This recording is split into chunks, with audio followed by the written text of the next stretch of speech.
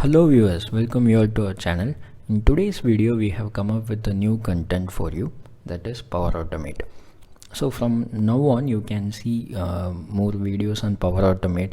So I'll be teaching you Power Automate right from the scratch, and will help you to build some complex Power Automate flows at the end. So before we start on, let's see what is Power Automate. So I have actually gone through the Microsoft documentation itself. I'm not going to give you any my own document, but let's see what Microsoft says about Power Automate. Power Automate actually it is actually a cloud-based application. There are, both the cases are there, cloud-based as well as the desktop version. But now first we are going to learn the cloud-based application, and provisioning everything is taken care by Microsoft. So let's see what Microsoft says about Power Automate. To automate the business process, then send automatic reminders. So we will actually take demo of all this examples, then move business data between systems on a schedule.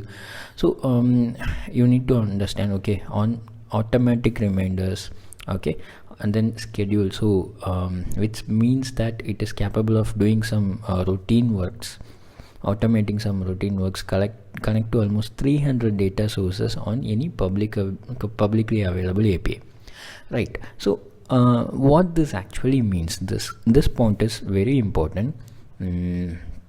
You can even automate tasks on your local computer, like computing data in Excel. Okay, leave about that. But the fourth point, that's actually very important, and because we are going to even have our hands on around that. It says that it can connect to almost 300 data sources on or any publicly available API, right? So I will show you what it means actually. First, actually we are covering all the theoretical parts now.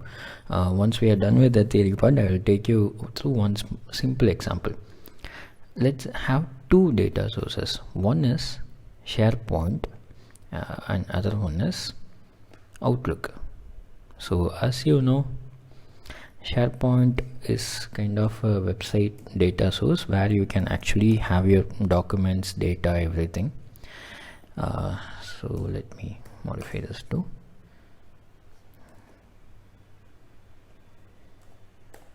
Okay, so assume you have a SharePoint data source. On the other hand, you have Outlook, right? You have two data sources, but in a normal scenario, these two services doesn't interact to each other on its own. For example, Outlook is only for receiving and checking your emails, whereas SharePoint is mainly for the website. Okay, website purpose, it's to build your website and then hold your documents, right? Now we are going to introduce this superstar in between, that is our Power Automate. So actually I call it a superstar because it is capable of doing more than what you normally see. So let me just give colors. Okay, so this Power Automate, what it does, it actually helps to introduce link between this and this service. And so the way it communicates with these two services is through the APIs. So assume you have a API here. Okay, let me have a different shape for APIs, and you have a API here as well. Now this Power Automate speaks to this API, takes the data and then does some processing, and then it actually feeds the data to Outlook. Same way it can do it vice versa. These we call as connectors, and then they interact through the APIs. Okay, enough theoretical part. Now let's jump into the practical example. So I will show you the Power Automate screen. So let's go to Power Automate. So this is Power Automate. Now actually we are not going to touch the desktop flows. Let's build a very simple cloud-based flow. First of all, let's start with that. Here you will be able to see many templates. Maybe once you understand the base concept, then you can start working towards the templates. But let's create a simple workflow. Now here actually you will be able to see leave about this last two. We will cover this last two later, but now let's focus on this first and these three, because you can do most of your operations with these three triggers. So what is meant by a trigger? A trigger is an action, or it is some event which actually initiates this flow. For example, if you want to transmit some data between SharePoint and Outlook, there should be some start point. Okay, so that start point we call as trigger, right? So in this case you can have instant cloud flow that is triggered manually as needed. We will be covering this as part of Power Apps integration. And then you can have scheduled cloud flow. That's based on a time window. It can actually trigger the daily, it can trigger based on some timing. So I normally have my data backup running every morning 4 a.m. And then okay, now for today's example we are going to see automated cloud flow. Now let me go to my SharePoint site. So I'm going to create a list in my SharePoint site. Let me create a blank list. Okay, let me name this as student data, right? So this is my list name. Now I'm going to get into this automated cloud flow. Right, here you will be able to see many trigger event actions. So what is an action? So which says that when something happens, this flow gets triggered. When an item is created in SharePoint, this flow gets triggered. When an item is created or modified in SharePoint, this flow gets triggered. When a new response is submitted in forms, for example, assume you collect a survey or a polling, when a new response is submitted in the form, this flow gets created. So that's what it speaks about. Okay, when a file is created in OneDrive. Okay, so it's all purely based on action driven. Based on one action, this Power Automate gets triggered. Let me name this trial flow. If you come across a name called Microsoft Flow, don't get confused. Actually it is same as Power Automate. I think a couple of years back this tool was actually called as Microsoft Flow. Later on Microsoft completely renamed this, but still you must be able to see this flow even in the URLs. Okay, so let me search for trigger. When an item is created or modified. I'm going to so I'm based on this demo, in next video I will be showing you something bit complex than this, right? Site address. Okay, so here I have, okay, let me check in which site. Okay, I have it in my trial site. Go to trial site and then pick the list name, student data. In case if it doesn't populate automatically, you can straight away you can get, let me zoom it for your understanding. Okay, in case if it doesn't populate automatically, you can go and enter the custom value, not an issue. Now when an item is created or modified, so let me give a meaningful name to this. When an item is created, okay, or modified in student data. Okay, so giving a meaningful name actually helps anyone to read this flow easily. Now I'm going to send an email to my mailbox when an item is created or modified. So I'm going to connect with email client. I'm not connecting with Outlook client, but this is actually inbuilt email client of Power Automate. Okay, send an email notification.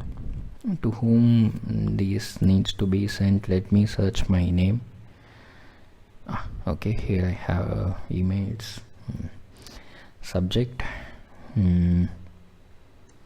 what subject can be given? Let me add. Okay, actually I have just created this. Let me add columns. Name,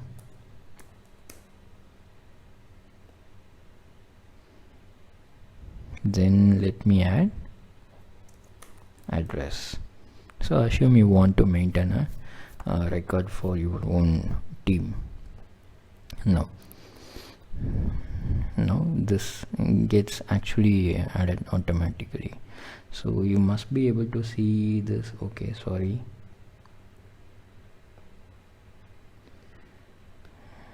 Okay, when this item was last changed, and item modified at,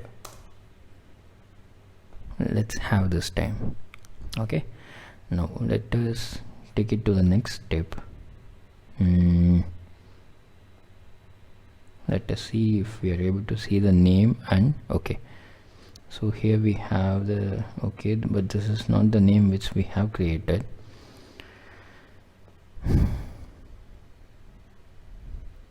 Let me just save it for now. Let's see if we are able to see the name.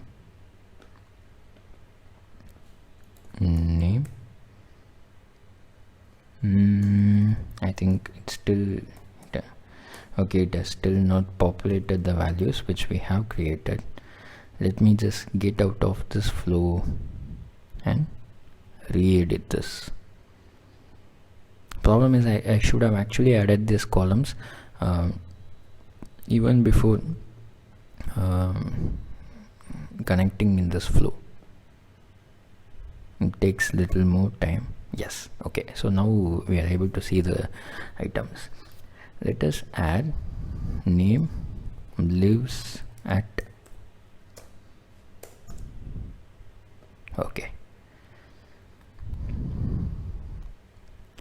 Okay, all right, so we got then send an email notification, that's fine. So we got our flow ready with just two simple steps. Now let me go ahead and add an item. At times it takes little more time to provision. So actually what happens is, whenever you create a flow, it generates a piece of code and it deploys the code in some servers, okay, somewhere in the world. You don't need to bother about that. Microsoft completely takes care of that. Even for this flow, somewhere in the world the code would have been generated and then it got deployed in some servers and it's running somewhere else. We don't need to bother about that. But problem is, it takes little more time to provision that initial steps. So when you initially get a flow created, just for the first time it takes little more time. So I think by now, that's why I was giving this intro part about this, but by now it should have got created. So let me go ahead. Mr. Tom lives at, okay, let me add as Disneyland.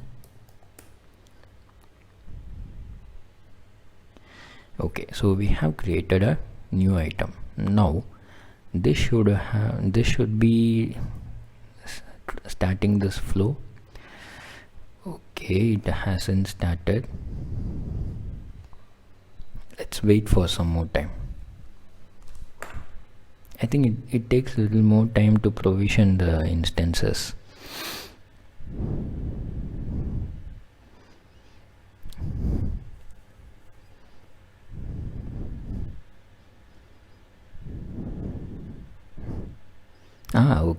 Okay, so it got triggered. So let's see what we are able to see here. Okay, so when an item is created. So what item got created? So actually this is how the data will be. I'll tell you how to play around with this JSON values in the later videos. So but somewhere in this you must be able to see Tom and address Disneyland. That's the only content which we focus about. The rest of them are like metadata. And then it has sent an email notification to me. Okay, so let's go to my email box. Yes, here I got the email. An item modified at, that's the time, okay, my recording time. Tom lives at Disneyland. So that's the content which I have actually typed. So let me go to my flow again. I will show you what I have done. When an item is created or modified, it's not about deletion, it's only for creation and modification. When an item is created or modified, so I'm sending this information to my email box. So that it has populated. So let me add another item, Mr. Jerry. Okay, not here. Mr. Jerry lives at Disneyland.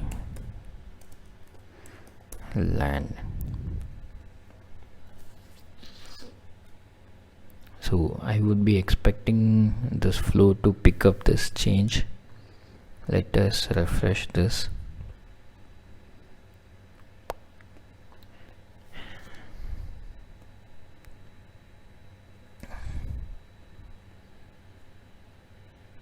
I think it has picked up the, okay, not yet. Okay, let's wait for a while.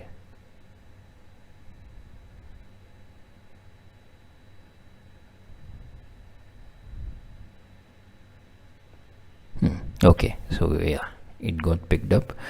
An item. So here I'm able to see another email. Jerry lives at Disneyland. So let me modify some data. Tom lives at let me modify that to a studio. So I have made some changes. Okay, but this is testing my patience. But normally in a real-time scenario, you won't be keep waiting. Actually, where it gets applied, it normally applies in case of an asynchronous situation, I mean asynchronous communication, where a sender always doesn't bother about the delivery to the end users. So it's kind of fire and forget. Normally I make my changes and I just go ahead with some other activities, whereas this flow runs in the background and it takes care of notification to all the other users. So normally they don't speed up this. So yes, but yeah, it actually worked on its own. 16 seconds ago it got picked up, and then it has Tom lives at studio. So that's it about the Power Automate. So we have learned what Power Automate is now. So as you understand, it's mainly to bridge the capabilities of multiple isolated services. It kind of acts as a bridge. So in this first example, we have written a bridge. We have written a flow to bridge data flow between SharePoint and Outlook. So I mean Outlook, and we have sent email using Power Apps inbuilt email agent. So that's the reason you are able to see the sender as Microsoft at powerapps.com. So that's it for the initial video, guys. So hope you would have found it interesting. Definitely we are going to come up with more interesting videos about Power Automate, because this is one of my favorite application in Power Platform, and I'm using this for more than 1 year to ease up most of my activities. So thanks for watching. Stay connected. We will come up with more interesting videos in future. Thank you so much.